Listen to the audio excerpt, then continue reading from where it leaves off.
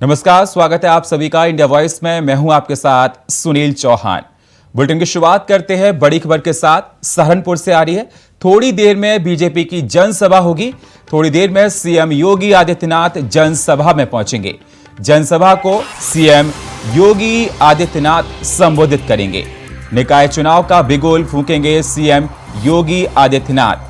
निकाय चुनाव को लेकर सरगर्मियां काफी तेज हो चुकी हैं। जनसभा करने जा रहे हैं यूपी के सीएम योगी आदित्यनाथ। थोड़ी देर में जनसभा करेंगे और निकाय चुनाव का बिगुल फूंकेंगे यूपी के सीएम योगी आदित्यनाथ। देखा जा रहा है कि जैसे जैसे निकाय चुनाव नजदीक आते जा रहे हैं, सरगर्मियां लगातार बढ़ती जा रही हैं। बीजेपी की जनसभा थोड़ी देर में शुरू होने वाली है। सूबे के मुखिया सीएम योगी जनसभा में पहुंचेंगे और जनसभा में सीएम योगी सभी को संबोधित करेंगे। आपको बता दें, निकाय चुनाव को लेकर सरगर्मियां काफी तेज हैं। बीजेपी की जनसभा थोड़ी ही देर में शुरू होने वाली है और थोड़ी देर में सीएम योगी जनसभा में पहुंचेंगे। जनसभा को सीएम योगी संबोधित करेंगे। निकाय चुनाव का बिगुल फूंकेंगे सीएम योगी।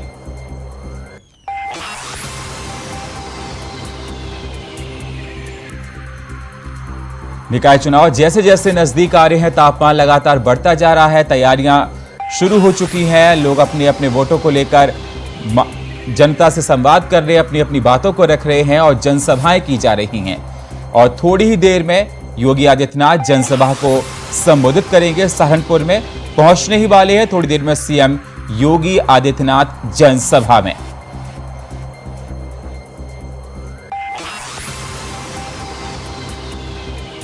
जनसभा को सीएम योगी संबोधित करेंगे। निकाय चुनाव का बिगुल फूंकेंगे सीएम योगी।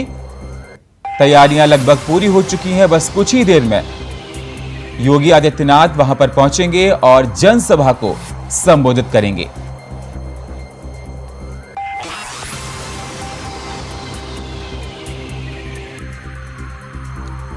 निकाय चुनाव को लेकर हर पार्टी अपने जीत का दम भर रही है। भारतीय जनता पार्टी एड़ी चोटी का जोर लगा रही है इस चुनाव को जीतने के लिए।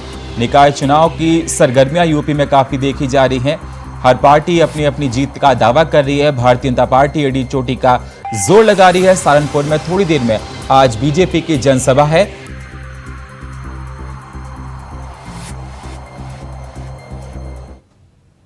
हम आपको सीधे सहारनपुर ले जा रहे हैं। वहां पर सीएम योगी आदित्यनाथ जनसभा को संबोधित कर रहे हैं। आप भी चलिए सहारनपुर।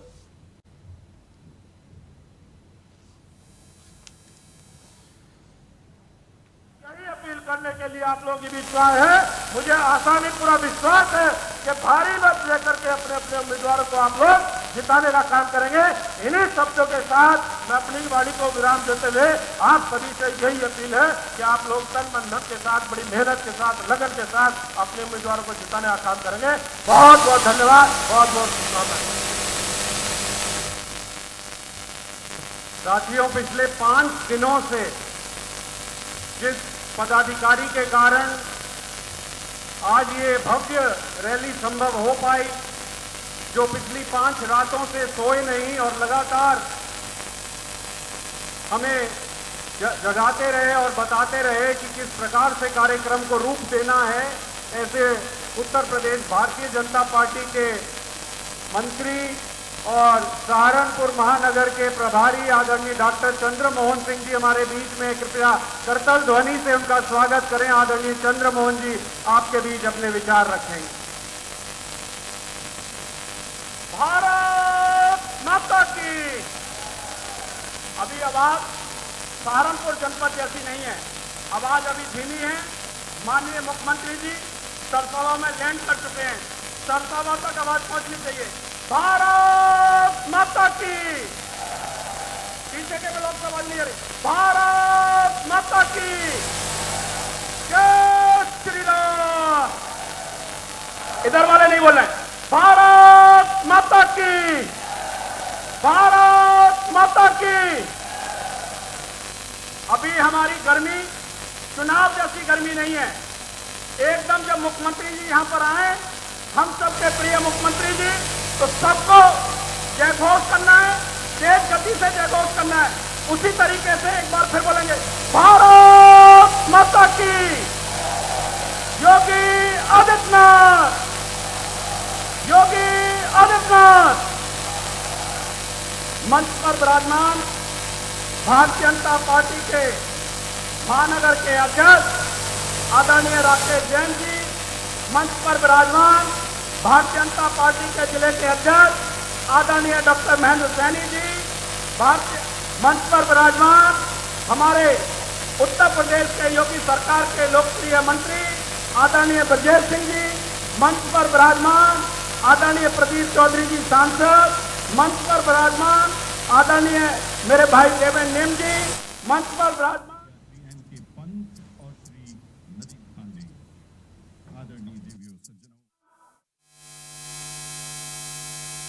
संजीव बालिया जी, आदरणीय राजीव गुंबर जी, आदरणीय जगपाल जी, आदरणीय हमारे प्रत्याशी बेहद सैनी जी, महावीर सिंह जी, आदरणीय मामचंद लांबा जी, शशि बाला जी, सुशील जी, मैं सभी की ओर से आप सबको प्रणाम करता हूं।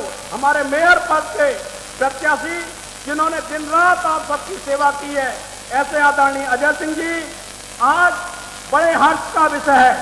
आदरणीय मुख्यमंत्री जी मां शाकुंभरी की धरती पर निकाय चुनाव का शंखनाद करने आ रहे हैं, एक नए उत्तर प्रदेश का शंखनाद करने आ रहे हैं। आप सब जिस गर्मजोशी के साथ में सभी निकायों से यहाँ पर आए हैं, सबका मैं कोट कोट अभिनंदन करता हूँ, सबका लगातार, क्योंकि आज उत्तर प्रदेश एक ब्रांड उत्तर प्रदेश बन चुका है। उत्तर प्रदेश का जो कानून मॉडल है, कानून का जो मॉडल उत्तर प्रदेश में है, उसको आज पूरे वैश्विक मान्यता मिली है। आज आप सब लोगों ने जिस तरीके से 2022 में योगी जी को वोट दिया और योगी सरकार को चुना, आज आपकी सरकार आपके लिए दिन रात एक कर रही है। हम सबको आज यहाँ पर संकल्प लेना होगा कि सहारनपुर जनपद में जिस तरीके से विधानसभा चुनाव में आप सबने वोट दिया, उसी प्रकार से पूरी शिद्दत के साथ में, पूरी ताकत के साथ में कोई कमी ना रह जाए और हम सहारनपुर में सभी निकायों में कमल का फूल खिलाने का काम करें, सभी वार्डों में, क्योंकि आज लड़ाई एकदम साफ है। एक तरफ न्याय वाले लोग हैं, एक तरफ अन्यायकारी शक्तियां हैं, एक तरफ सनातन धर्म की शक्तियां हैं, दूसरी ओर अधर्मिक शक्तियां हैं। तो आज जो चुनाव है, निकाय का चुनाव है, वो सुरक्षा के मुद्दे पर है, वो विकास के मुद्दे पर है। मेरी सभी कार्यकर्ताओं से, जनता जनार्दन से अपील है, हम अपने प्रिय नेता को सुनेंगे। अगले 10 मिनट में आप सबके प्रिय नेता, आप सबके सम्मान के योग आदरणीय मुख्यमंत्री योगी आदित्यनाथ जी यहाँ आपके बीच में आने वाले हैं। मैं बहुत अधिक ना कहते हुए आप सबसे यही अपील करूंगा कि 4 तारीख को सभी लोग कमल के फूल पर मोहर लगाकर विजयी बनाने का काम करेंगे। जय हिंद, जय भारत, भारत माता की, योगी आदित्यनाथ।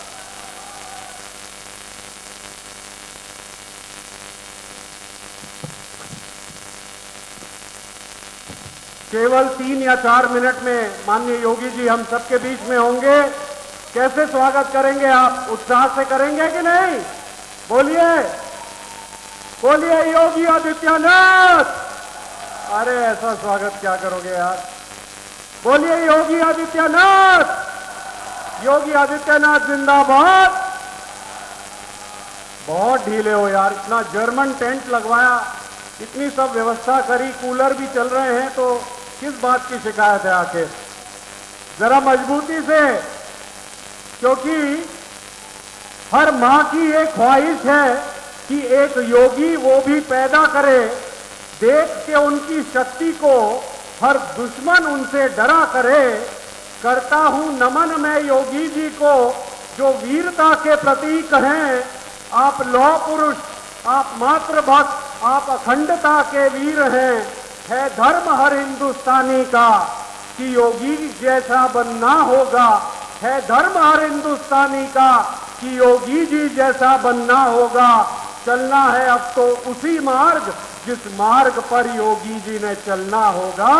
आओ साथियों, मैं आमंत्रित करता हूं माननीय योगी जी के पधारने से पहले उनके मंत्रिमंडल में उनका सहयोग कर रहे हमारे जनपद के बहुत ही होनहार, बहुत ही यशस्वी राज्य मंत्री लोक निर्माण विभाग कुंवर ब्रिजेश सिंह जी को, जो लगातार दूसरी बार एक बहुत बड़ी चुनौती का सामना कर और विजयश्री के रथ पर बैठकर देवबंद विधानसभा सीट को जीतकर और मंत्रिमंडल को सुशोभित कर रहे हैं, आदरणीय श्रीमान कुंवर ब्रिजेश सिंह जी।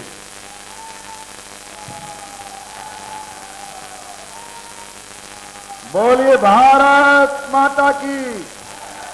अगर इतनी हल्की आवाज आएगी तो जब तक मैं बोलता रहूंगा तब तक आपको हेलीकॉप्टर की आवाज आ जाएगी। माननीय महाराज जी वहां से टेक ऑफ कर चुके हैं और उनको इतनी तकड़ी आवाज सहारनपुर की सुनाई देनी चाहिए कि वो हेलीकॉप्टर में बैठे तब भी आवाज आनी चाहिए।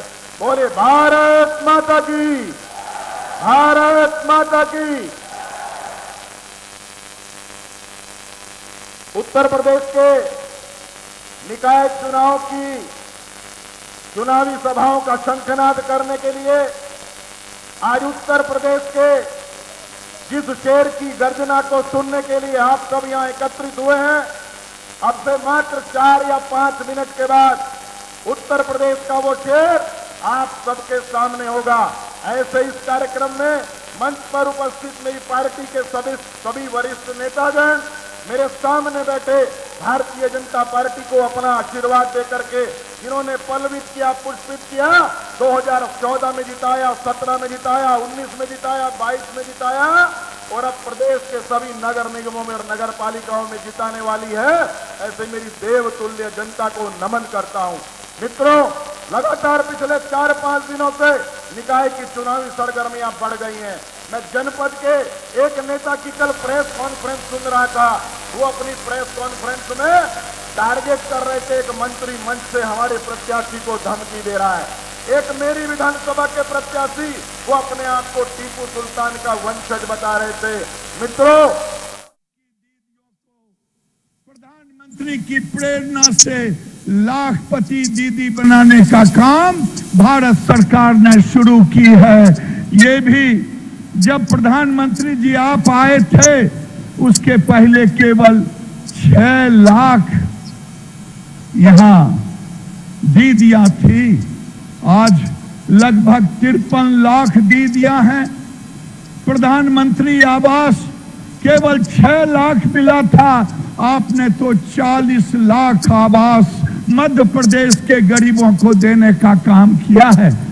प्रधानमंत्री जी, पहले पंचायती राज व्यवस्था में 50 रुपया 100 रुपया प्रति व्यक्ति दी जाती थी, आज आप 700 रुपया प्रति व्यक्ति विकास के लिए दे रहे हैं। मैं इन्हीं शब्दों के साथ एक बार आप तालियों की गड़गड़ाहट से प्रधानमंत्री के नेतृत्व में जो काम हो रहा है पंचायती राज का स्वागत करें। बहुत बहुत धन्यवाद। बहुत बहुत धन्यवाद माननीय मंत्री महोदय गिरिराज सिंह जी। राष्ट्रीय पंचायती राज दिवस का आयोजन मध्य प्रदेश में हो रहा है। माननीय मुख्यमंत्री महोदय श्री शिवराज सिंह चौहान जी से विनम्र आग्रह है कि कृपया आप आएं और मध्य प्रदेश में माननीय प्रधानमंत्री जी का अभिनंदन करते हुए अपना उद्बोधन दें।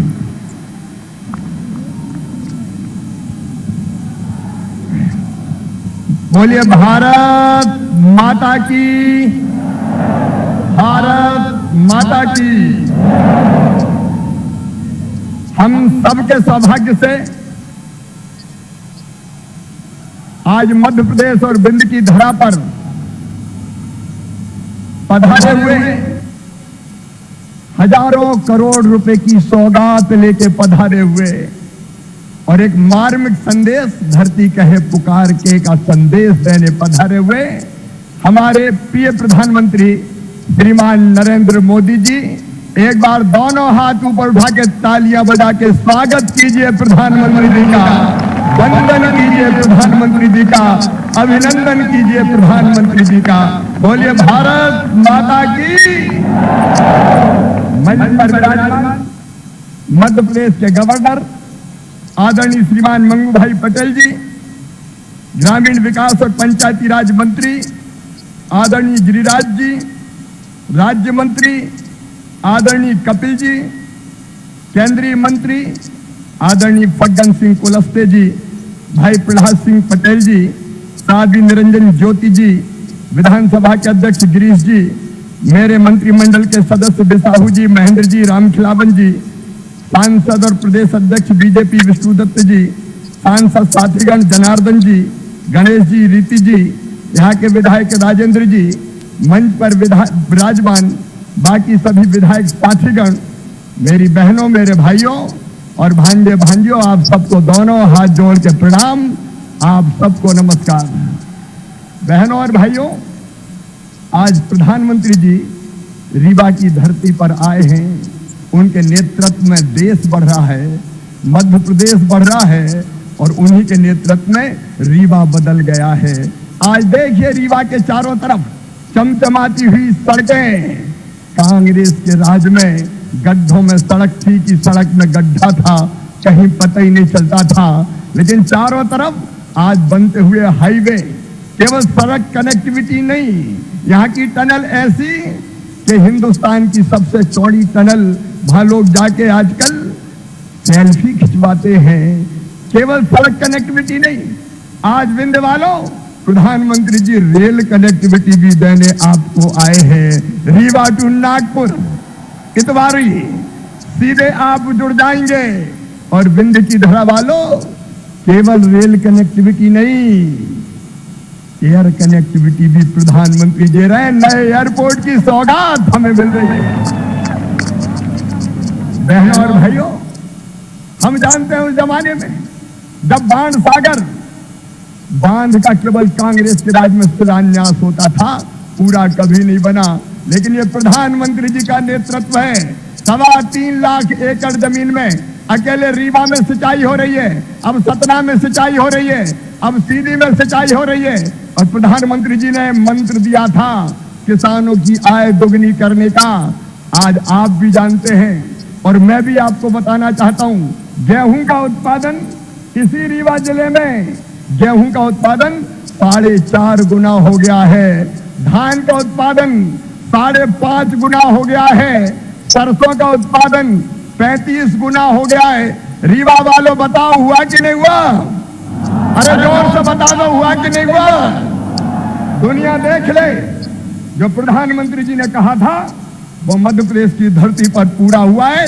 किसानों की आय दुगनी से ज्यादा हुई है। बोलो, हुई है कि नहीं? आज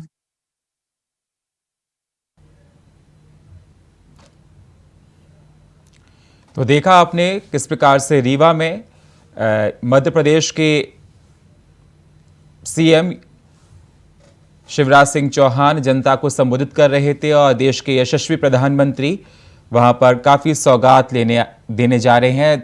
तमाम लोग वहां पर मौजूद हैं।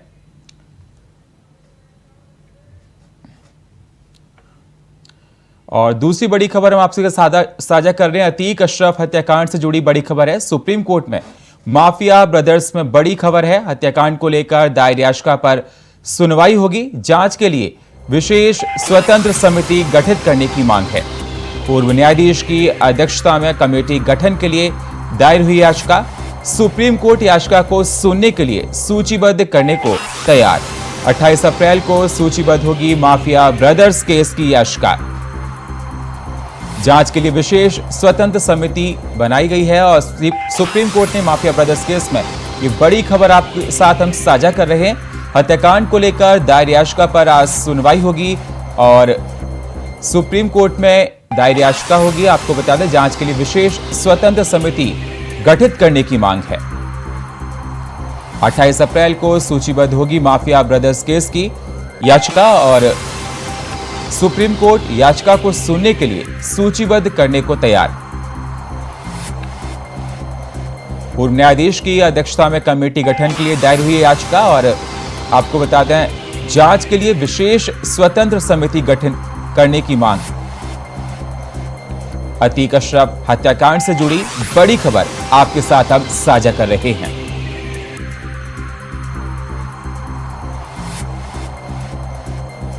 सुप्रीम कोर्ट से माफिया ब्रदर्स केस में बड़ी खबर है। हत्याकांड को लेकर दायर याचिका पर सुनवाई होगी। अतीक अशरफ हत्याकांड का मामला है ये और आपको बता दें, जांच के लिए विशेष स्वतंत्र समिति गठित करने की मांग है। पूर्व न्यायाधीश की अध्यक्षता में कमेटी गठन के लिए दायर हुई है याचिका और सुप्रीम कोर्ट याचिका को सुनने के लिए सूचीबद्ध करने को तैयार। 28 अप्रैल को सूचीबद्ध होगी माफिया ब्रदर्स केस की याचिका।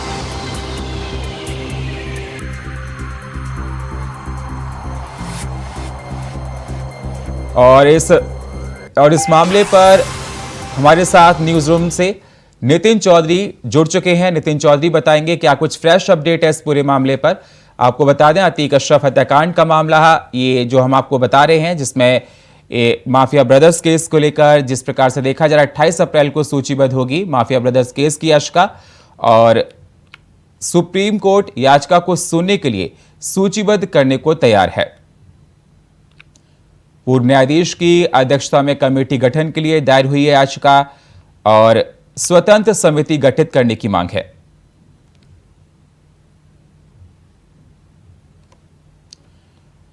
इस खबर पर नितिन चौधरी हमारे साथ न्यूज रूम से जुड़ चुके हैं। नितिन, क्या कुछ फ्रेश अपडेट है इस पूरे मामले पर, हमारे दर्शकों को आप बताइए और साथ ही बताइए कि किस प्रकार से याचिका दायर करने के बाद क्या कुछ निकल के आ रहा है।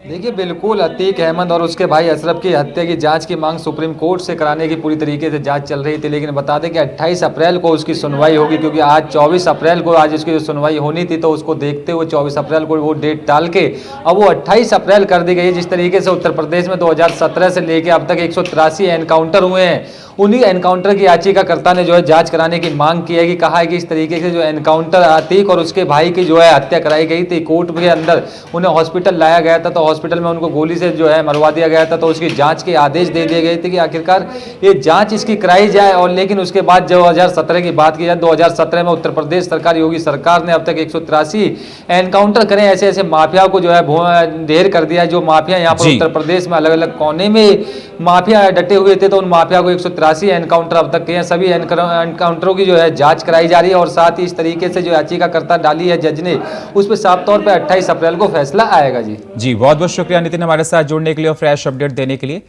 तो बता दें आपको, सुप्रीम कोर्ट में जिस प्रकार से जज ने याचिका डाली है उसको लेकर जो उन्होंने एनकाउंटर किया है उन पर जांच पड़ताल की जा रही है पूरी, और साथ ही साथ जांच पूरा की जा रही है। ब्रदर्स केस की बड़ी खबर हत्याकांड को लेकर हमने आपको बताई है। दायर याचिका पर पूरा एनालिसिस किया जा रहा है, समझाया जा रहा है, देखा जा रहा है और पूरा जांच की जा रही है। उसके बाद देखा जा रहा है कि एनकाउंटर्स के क्या कुछ रिकॉर्ड्स हैं, उससे पहले क्या कुछ उन्होंने किया है, ये सारी जांच पड़ताल की जा रही है। लंबा प्रोसेस होगा, उसके बाद ये जांच के बाद जो एक निर्णय निकल कर आएगा उसके आधार पर फिर आगे कार्रवाई की जाएगी। जांच के लिए विशेष स्वतंत्र समिति गठित करने की मांग की गई थी। पूर्व न्यायाधीश की अध्यक्षता में कमेटी गठन करने के लिए दायर हुई थी याचिका। आपको बता दें, सुप्रीम कोर्ट याचिका को सुनने के लिए सूचीबद्ध करने को तैयार है और 28 अप्रैल को सूचीबद्ध होगी माफिया ब्रदर्स केस की याचिका।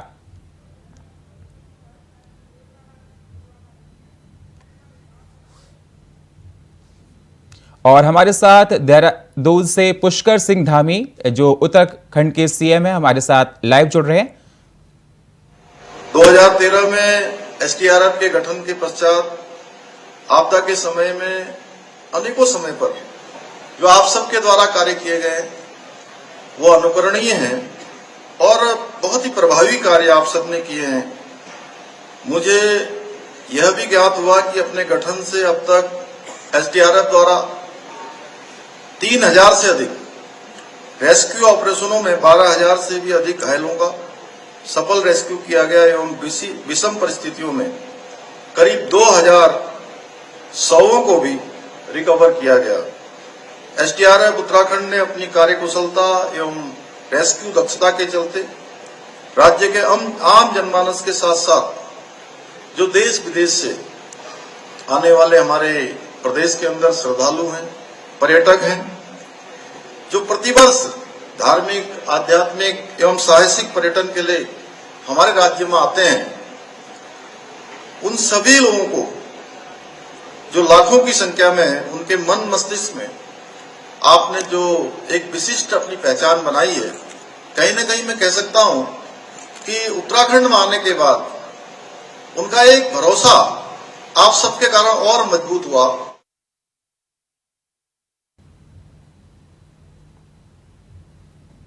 तो देखा आपने, सीएम पुष्कर सिंह धामी लाइव थे और आप बता रहे थे एसडीआरएफ मुख्यालय भवन का लोकार्पण को लेकर। देहरादून में नवनिर्मित एसडीआरएफ मुख्यालय का भवन का और फायर स्टेशन का लोकार्पण कार्यक्रम था, जिसमें आप सबसे अपनी बात को साझा कर रहे थे।